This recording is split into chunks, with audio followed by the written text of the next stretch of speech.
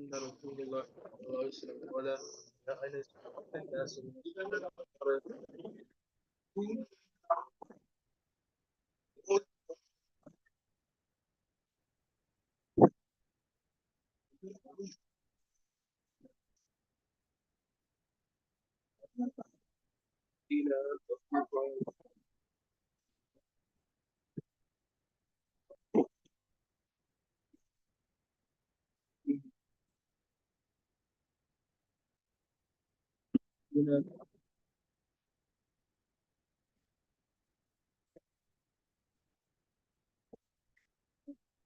Okay, Bismillahir Rahmanir Rahim. وأن أنس this hadith here is very similar to the previous hadith. Let's read it and translate it. We look at the explanation. وأن أنس أن رسول الله صلى الله عليه وسلم قال يا أنس إن الناس يمصرون أمصارا. That people they will habitate, they will live in towns, right? وإن مصر منها, and there will be a town from amongst it يقال له البصرة. This one town it will be called Basra. فإن أنت مررت بها, if you pass by this town, right, أو دخلتها, or you entered, فإياك وسباخها, be careful with regards to sibach. Here it means it's barren lands. وكلأها, kala also is a, yeah, they say the Shara is a noble place. ونخيلها, its date trees. وسوقها, and its marketplaces. وباب أمرائها, and the doors of its leaders. وعليك بضواحيها, and you know in Arabic when you say عليك it means to hold firm to its what you say, the outskirts, the urban areas. فإنه يكون فيها خصف, that verily in it will be خسف. What's خسف? فخسفنا به وبداره الأرض, sinking into the earth. وقصف, pelting. ورجف, earthquakes. وقوم يبيتون, people that they will spend the night.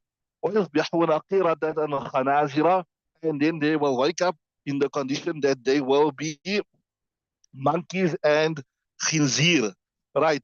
So Bismillah ar-Rahman ar-Rahim. Nahmaduhu wa nusalli ala Rasul al-Kareem. I told you we are discussing the chapter of those incidents that Nabi Sallallahu predicted would happen before Qiyamah. So Qiyamah will not come until these things happen and these things occur. So, and as we can see, many of the things that Nabi Sallallahu Alaihi Wasallam already predicted, they manifested itself, which is a miracle. So here also, this is another miracle of Rasulullah Sallallahu Alaihi Wasallam, that he predicted that the Muslim empire will expand and they will have big cities, etc. And I told you, if you look at Baghdad, it was at that point in time, it was one of the biggest cities in the world. It was the most advanced cities, like we discussed it in the libraries. It had bathrooms, it had piped water, it had hospitals, medical centers, which was unique. This was not found anywhere else in the world, right? So this was another miracle of Nabi Sallallahu Alaihi Wasallam, that he spoke about the cities that were developed under the care of the Muslims. He said, Inna nasa yumassiruna amsaran. Then we discussed in our last discussion that wa inna misra mina yuqal al basratu. We told you in detail yesterday. We discussed. We said why this is not the Basra of today. Why it is not the Basra of today? Because this description does not that Basra, right? So Nabi Sallallahu Alaihi Wasallam speaks about the city, and he says that look, this city here that you the Muslims will develop, they will create, etc. But it will be a place of big test. There'll be a lot of tests in this. So he says, so he advises his Sahabi, look, I'm not sure if you will be alive. In fact, if you look at Anas radiallahu anhu, he is one of the last Sahaba to pass away. He was the last Sahabi to pass away. Nabi Sallallahu Alaihi Wasallam made dua for him, place barakah in age and barakah in family and etc. If I remember correctly, he lived to over 100 years. He lived to over 100 years.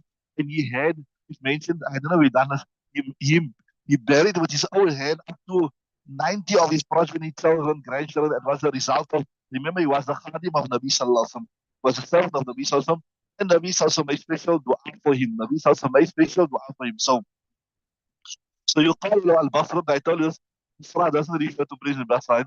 So he says, Mararata, if you pass by it, or if you go there, right, then stay away from it. Do not go into the town because you will be caught up in the fitna of all these places here, right?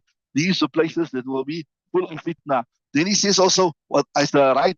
Stay away from the marketplace. Stay away from the doors of the leaders and remain on the periphery of it, right? You masiruna means masara, you masiru, like masar, to create new towns, build new towns. And it's mentioned here that this was created in the time of Umar radiallahu ta'ala anhu. Remember I told you that Islam was conquered in the time of Umar radiallahu ta'ala anhu. And there was a Sahabi by the name of Utbah ibn Ghazwan. Utbah ibn Ghazwan. He's the one who settled here and established this big city, right? Interesting fact about this place is because it was a brand new city. It was not inhabited before. It was established by the Muslims. So that means it was founded on Tawheed. It was founded, there was no idol worship here.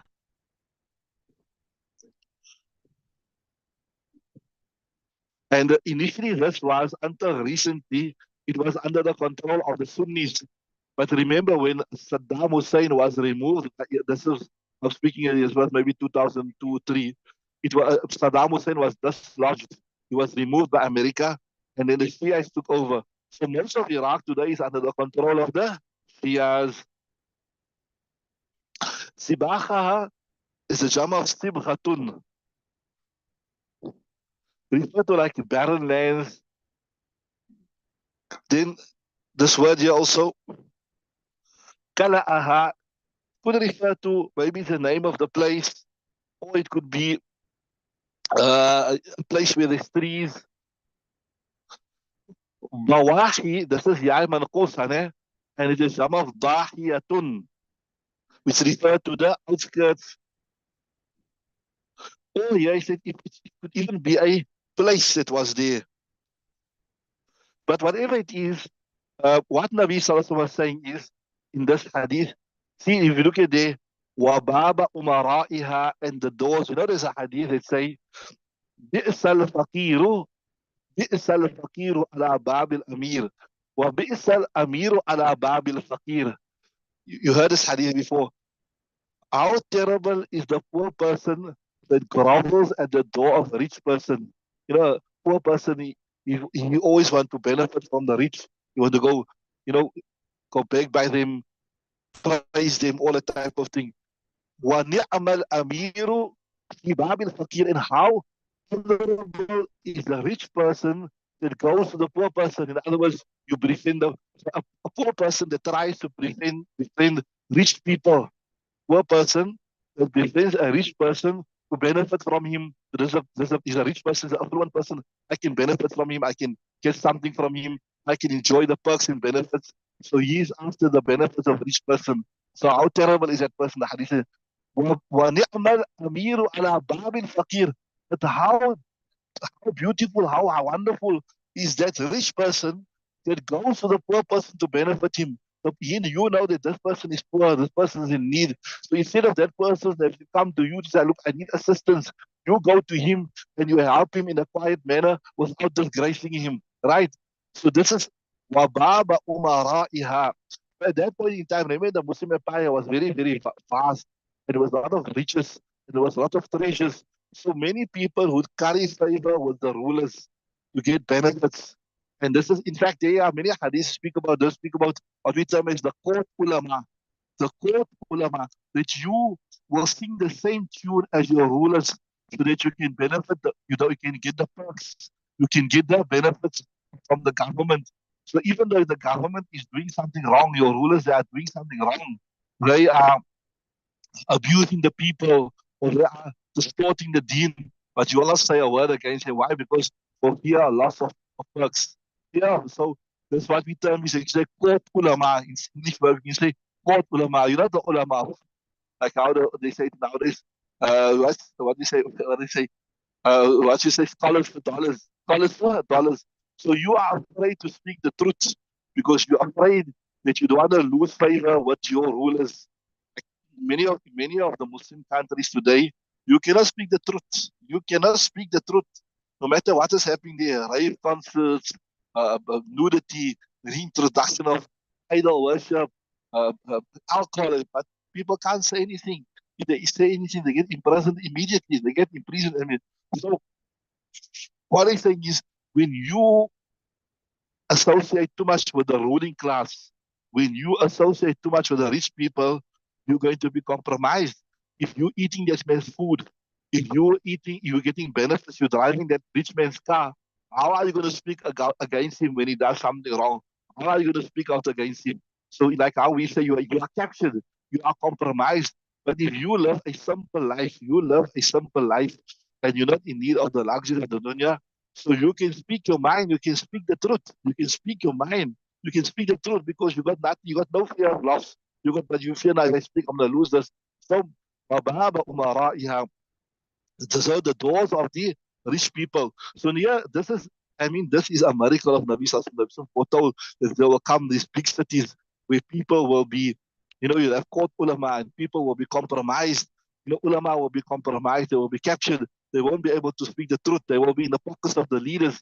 So yes, Nabi Sallallahu Alaihi Wasallam has look here, if you are alive at this point in time, then be careful. Do not become like the rest of the people. Do not become victims of your nafs where you are compromised, you can't speak the truth, etc.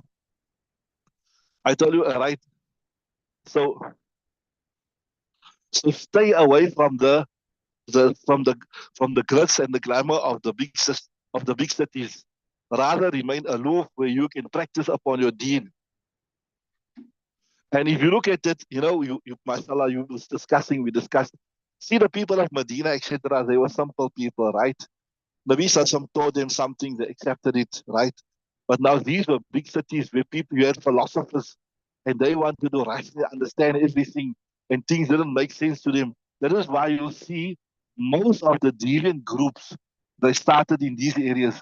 In the initial stages of Islam, like, this is another answer to your question. Like you ask yourself, why do we have to study this logic? Why do you have to study philosophy, etc., etc.?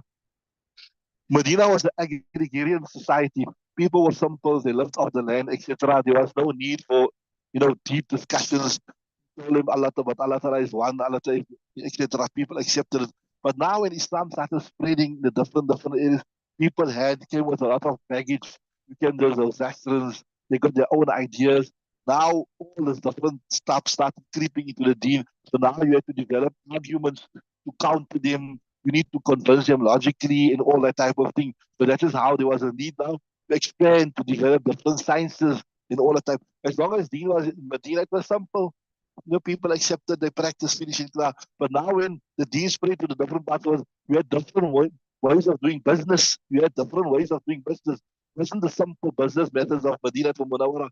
So now you need the ulama to now extrapolate, use the usul that Nabi Sallallahu taught, and to unravel and understand his new business modes. How do you do this business? So this is why in this whole process, you had from these areas, these deviant groups that we discussed in detail, before we done the beginning of Mishkaat, the Qadariya, the Jabariya, the Mu'tazilite, the Khawarij, and all that type of thing. So here, Nabi Sallallahu ulama says, making reference to this, that from here you will get all these deviant type of groups. Stay away from them. Unless if you are alive, radiallahu ta'ala, when this happened, stay away from these people. Do not, in other words, you can sit here, you can sit. Do not get involved with them. Just move a little bit, you can sit here. We can sit here. So he's saying, honest, do not get involved with these people. You do your work. Because, as I said, as the borders of Islam spreads, new different type of fitan will emerge. So it's like how we say, we done this hadith, man istashrafaha, man tasharrafaha istashrafaha. When you peep towards it, like a vacuum, it will suck you in. So the further you remain aloof from this, the better for you, right? And then Nabi Sallallahu Alaihi Wasallam said there'll be khasfun, qasfun, rajfun. In other words, as a result of these people, all the misdemeanors, they will be plagued with natural disasters. And as we know, as we can see, as we go closer to Qiyamah, we can see these stuff all become more rampant.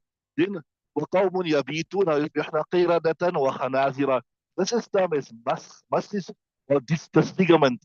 Now, there's two ways of disfigurement. One is where a person's face physically get disfigured. Now, like which happened in the past in the Bani Israel, people were actually disfigured into Nazeer and Qirada, pigs and swine pigs. And but in our ummah here, this is the reason as a barakat of the dua of Rasulullah sallallahu alaihi wasallam. This won't happen in the physical sense in our ummah.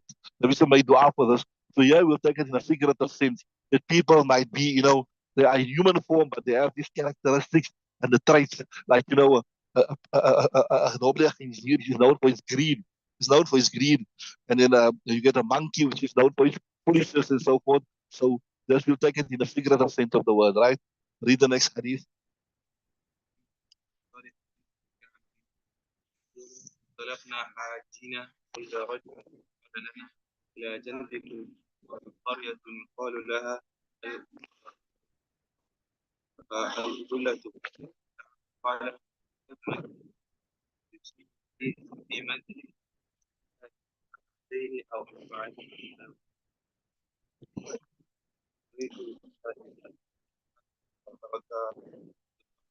لم يقول الله عز وجل. Okay, stop there. This is a very, very interesting hadith. Normally the Salafis, they say that you can't make ihsal sawab of recitation of Quran and recitation of Salah.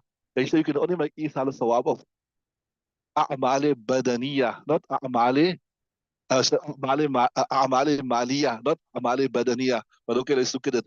بسم الله الرحمن الرحيم. والصالح بن درهم يقول, narrating the authority of Salih ibn Dirham says, انطلقنا حاجين, once we went, حاجين is the hal to make hajj, right? فإذا رجل قال لنا إلى جنبكم, the one person told us, look here, when you are traveling from here and you go for hajj, you will find there's a town, right? فقال إلى جنبكم قرية is a town يقال الأبلة. The town is called أبلة. قلنا نعم. He said, yes, we know. قال ما يضمن لي منكم أن يصلي لي في مسجد الأشجار ركعتين. Who is he's telling? So he's saying, who takes responsibility, right? ما يضمن لي from amongst you أن يصلي في مسجد الأشجار, that he will pray in مسجد الأشجار ركعتين أو أربعا, 2 rakats or 4 rakats, right? ويقول هذه لأبي هريرة, and this person must say that this 2 rakats I'm reading on behalf of Abu Huraira. So what does it mean I'm reading on behalf of Abu Huraira? It means the reward must go to Abu Huraira. I was telling you, okay, let's finish the hadith. I'll just touch a little bit on this. سمعت خليلي, so he's saying, Abu Huraira says, I heard Khalili, my friend. Imagine how much love and compassion they speak about Nabi Sallallahu, how much they love Nabi Sallallahu. Right? Sallallahu Alaihi Wasallam يقول إن الله عز وجل يبعث من مجل الشار. Allah Ta'ala will send forth from the Majlis of Ashar on the day of Qiyamah shuhada, martyrs لا يقومون الشهداء لا يقومون مع شهداء بدر غيرهم. None will stand with the martyrs of Badr except them. Subhanallah, they will be equal to the martyrs of Badr. Right? رواه أبو داود وقال هذا المسجد مما يلي النهر.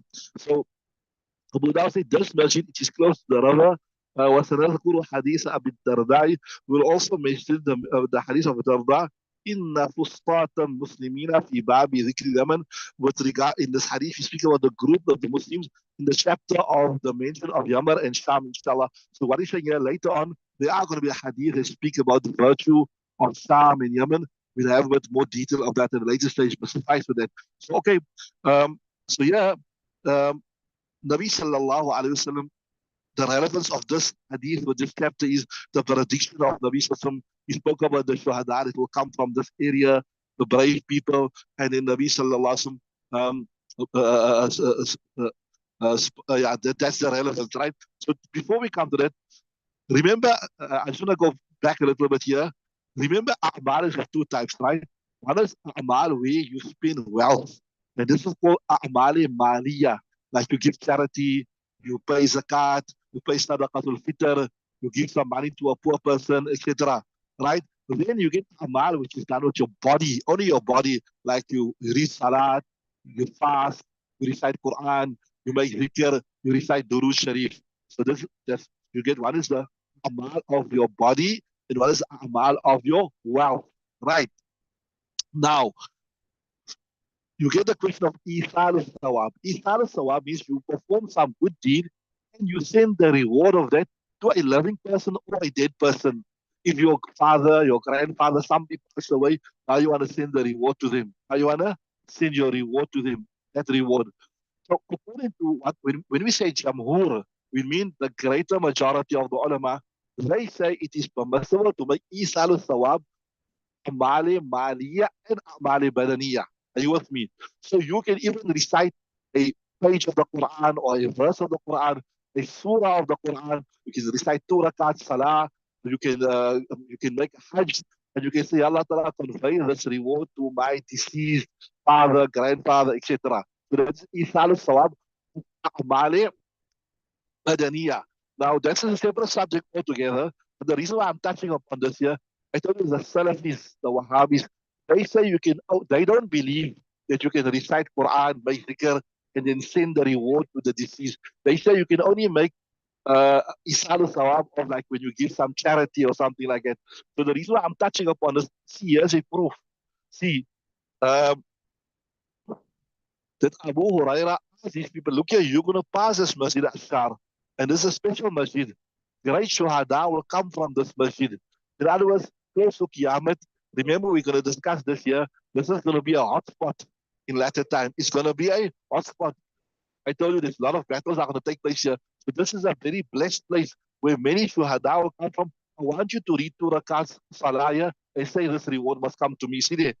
من يضمن لي who will take responsibility for me منكم from amongst you أن يصلي that he will pray في مسجد الأشعار إذا مسجد الأشعار ركعتين two rakats أو أربعا أو four rakats ويقول and this will say هذه لأبي هريرة this is for Abu Huraira and why am I asking you to read this two rakats here why because سمعت خليلي I heard my friend Abu al-Qasim يقول إن الله عز وجل Allah Ta'ala يبعث من مجل الشام. This is a blessed place. This is not the ordinary place. That's why I want to recast Salah from this place in my name.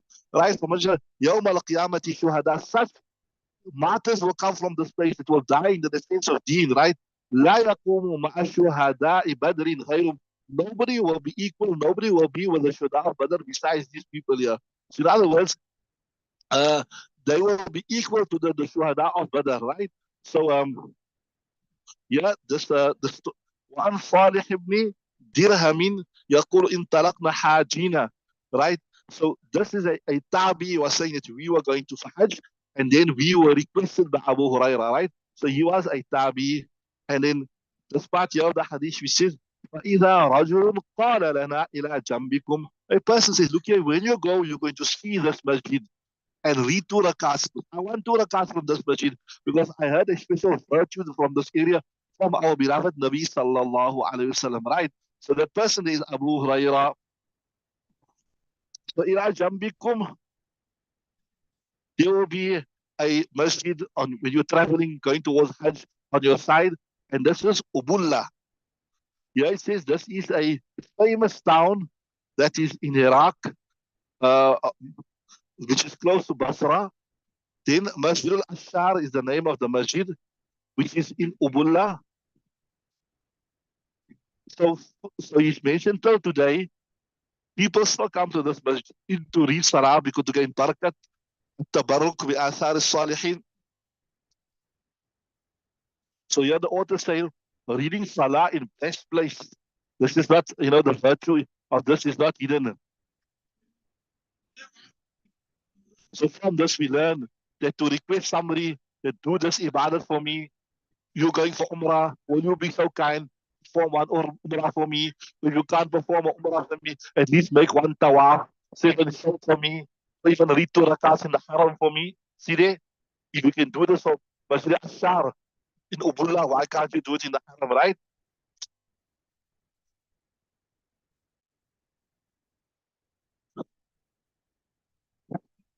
So here the authors say that Nabi Sallallahu gave special virtue for these shuhada of the people that will come here.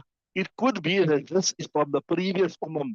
That remember from the previous ummah, especially in the ummah that was Musa alayhi salam, there was also a jihad. So it could have been from there, or it could be, as I told you, the Malhamatul Kubra that will take place at a later stage.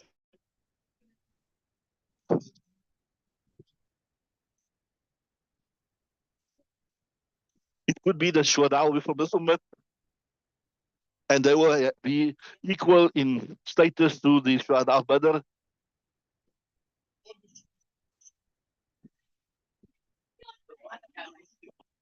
Yeah, the author is saying, the Sharih is saying that when he was from Karachi, he said there was a sheikh there that studied in Karachi. His name was Sheikh Musa.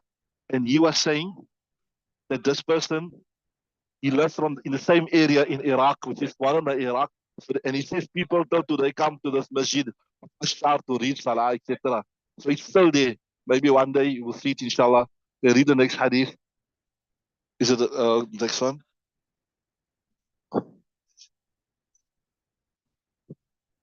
Okay, the next hadith is a lengthy hadith. This time is almost up. We will stop there, so we'll switch over now, inshallah, to the ayah Sharif.